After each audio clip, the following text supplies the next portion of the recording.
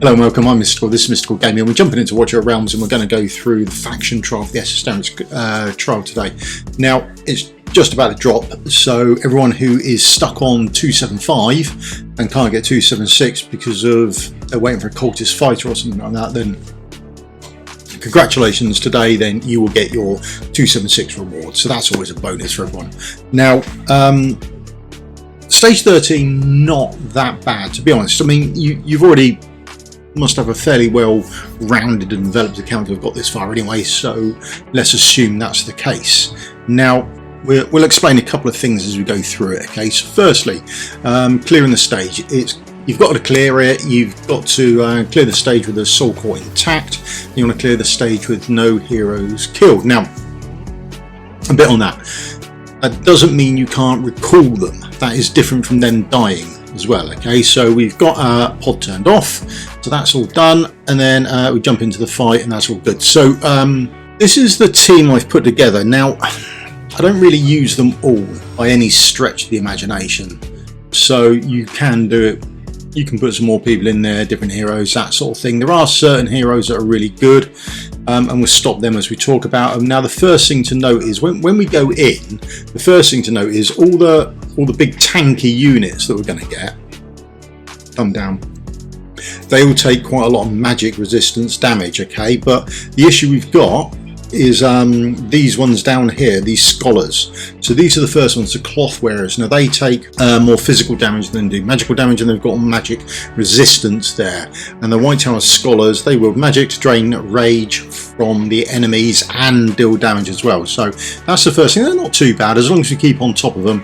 They're not really an issue for us. The next ones, however, these, the Crimson Guard. Now we've seen these about in as we go through the Void Rift and that sort of thing, and they're about again here on these stages.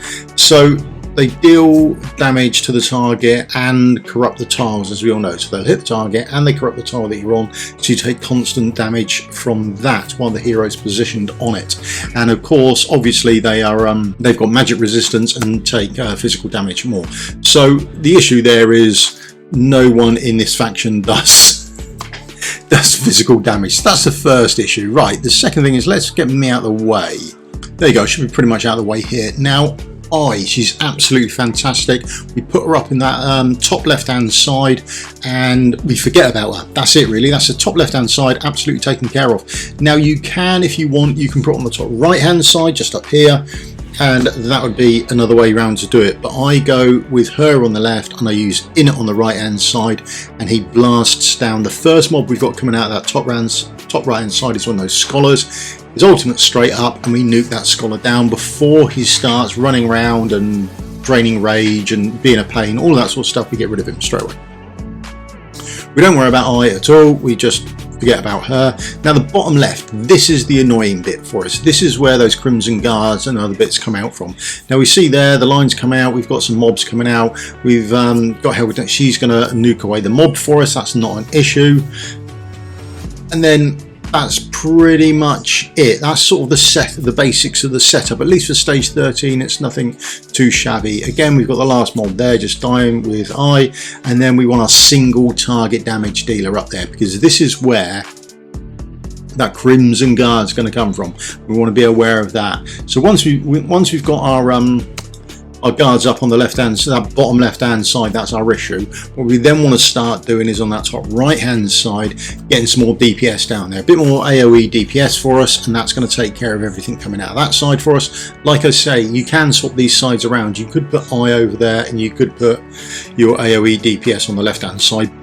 Put I at the top left hand side, she's pretty much sorted there for the mobs as they come across. They're all pretty much dead already. Now there we go, that line there coming out from that one on the left hand side, that means it's one of those Crimson Guardians. They're going to come straight across and fly. That's their path, they fly across. So watch out for that arrow. That is a sign that that Crimson Guardian is going to come along. Okay, so you want to get ready with your single target DPS to get rid of them as quickly as possible. There they are, boom, dead, sorted. So that's the first one done and dusted for us. Okay, Again, we've got no other real issues. We've got I up there taking care of everything for us, and we're just building up our DPS on the sort of top right hand side over there. So that's pretty much it. That's this is the fight done for us, certainly at stage 13. 14 gets a bit more iffy. We can see at the bottom left there was a long wiggly line, and that's because there's a guard there and he's going to take a longer path to walk all the way around. There was that straight line coming back out, so we're getting ready for another Crimson Guard. We want to get him killed. There we go, we've got him killed before he can corrupt the tile. If he corrupts the tile, then that's going to be a bit of a nightmare for us. We've got that out of the way already. Now, I put down Eloin mostly because I want the Wood Elf. That's realistically it. You see Helga down there, she's actually taken a bit of damage, so we'll be able to put a Wood Elf down there and just tick her over, top her up with some damage there, okay? Bryce goes down just to help out with some AoE DPS. Is he needed? Probably not, we could do without him, but we've got plenty of spaces available to use, so we can still put some more people down. If I move myself a little bit more upwards, sorry, we can see that there's our coin cost, sorry, and we've still got someone else more deployable as well, so plenty of spaces for us. Look what I's done up there. All those crystals of death are already up there ready to go, so she's ready to nuke anything that comes across there. We've got our single target DPS at the bottom left ready to go, and we've got plenty of AoE DPS up here ready, that's taken on everything coming out for us, okay? And we've still got space available if we want to put some more DPS down on there. So here is the we've got 22 out of 36 done. Here come the mobs ready to do their long march in. Straight on, look, it's fantastic. There we go. The timers haven't even started yet for when they're going to come down and actually start taking damage, but there she is already. Absolutely fantastic. I absolutely love her up there. She does a wonderful job. Really does square that top left hand side well out of the way for us. Long line down the bottom left, so we know that's a guard, and then the straight line came out as well. So there we go, we just nuke everyone down. We've got 2 guards and we've got a Crimson Guard up, Guardian up behind them. We can see there, have a look, there we go, we're going to recall her as well because we were taking damage there, and then on the bottom left hand side we can see that we're going to start taking damage as well. So we've put a Wood Elf up there, and we can see that the tile underneath is corrupted as well. She's going to take additional damage, but we don't have to worry about her dying because we can just recall her, which is fine. So there's the mob dead, there she is recalled. That doesn't count as a mob dying. We can still 3-star this, and then all we're left with now is the top left and right side. We've got some mobs coming across the top. We could leave them for I, but we've got plenty of time now. We've got another couple of spaces to put down, so we can put additional people down if we want. There we go. There's no issues really we're having. If you want some more DPS, feel free to put it down. There's an Ajax. Remember, Ajax, if you've got any of the unnamed heroes, they can go into any faction as well. I'm sure you're well aware of that, but just as a bit of a reminder, you can actually put them in as well. So bear that in mind. There you go. All done, 3-starred. Not that shabby. I'm still working on stage 14, to be honest. Stage 14 has got a few more of those Crimson Guardians, and it proves to be a little bit more awkward, and I'm hoping to get it done in a nice easy manner for people as opposed to more gear and that sort of thing. So hopefully we'll get that out. Unfortunately, I thought I came out with the system, and then the day swapped over and that was it gone, so we've got to wait for tomorrow or later today is when this will go live. So that's it done. That's the first one done. We'll do stage 14 again tomorrow, and I'll probably stream it, and we'll see if we can build a team up, and then I'll mess around with recording afterwards and edit it down to what we actually want. But that's essentially the team, okay? Right, so before we go, let's just go and have a quick look at the gear inside of things, okay? So gear wise, there's in it, he's in an IR set, artifact, Jura Twilight. Jura Twilight for her gearing is just a bit of a mash-up for the gearing. She's over crit rated, and that's about it really. Just chuck any old stuff on, it's generically fine. It's not that bad. So healing wise, Eloin, we've got her done up, but then we use her also for Apocalypse 2, so she's probably slightly better geared than normal. And then we've got an artifact on her as well. But so we didn't really use. Skills all done. There's his gear. Well, he's quite well geared by the looks of it. Crit rate's a little bit low. He's available. We used her towards the end, and her gear is stats aren't hard to do.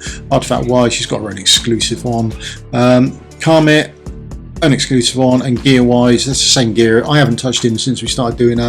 We're doing gear dungeon stage 10. So that's what he cleared that with stage 10. Again, his artifact on. Didn't use Helga. Right, quick change. So her artifact's on. That's not an issue. Gear wise, I swapped this out. Normally this piece here is attack speed because it's been normally used in Apocalypse or Semram. So that's been swapped out for an attack piece, just so she's got enough damage to kill that first guard that's coming down. So whatever works for you there, make sure she's got that on. Aegis has got some gear on and his own thing, but we didn't really use him. You were in there because we wanted a Lord, and that was it. Here's this looks at first glance better than it is, because it is just really just chucked on gear realistically. So what we've ended up doing is with crit damage there, and crit damage there, and she's not even crit capped. Okay, so her gear is a lot worse. It looks a lot better visually than when you start looking at the stats going, well, she doesn't go as fast as she should, she isn't crit rated, but she's got some crit damage on. Realistically, you can have her going a bit slower than you probably would for something like GPG and other scenarios, because she's got quite a bit of time to actually start getting those crystals down. So as long as she's strong enough to do the first wave, then you can start slowing her down and getting that crit damage up as opposed to the speed up. Okay. Artifact wise, I put her in this. Whether it does any good for her or not, I don't really know. Probably better off a tier of Twilight, to be honest, but there you are. That's what I chucked on her, and that was pretty much it for the team, I think. So yeah, that's it done. 13 not that hard. 14, like I say, we'll play around with it on the stream and see if we can sort out a decent team, because you've got more of those Crimson Guards coming along, and that's what we want to get rid of. So we'll do those. I'll probably do the global account to start with and pull my free legendary for getting past the 276, and then we'll swap over to this one and probably push on with this account. I think it's slightly better, certainly gear wise. Right, so that's me done. If you could leave me a thumbs up, like and subscribe, that's me done, and I will see you all in a video again soon. Thank you very much for your time. Cheers, goodbye.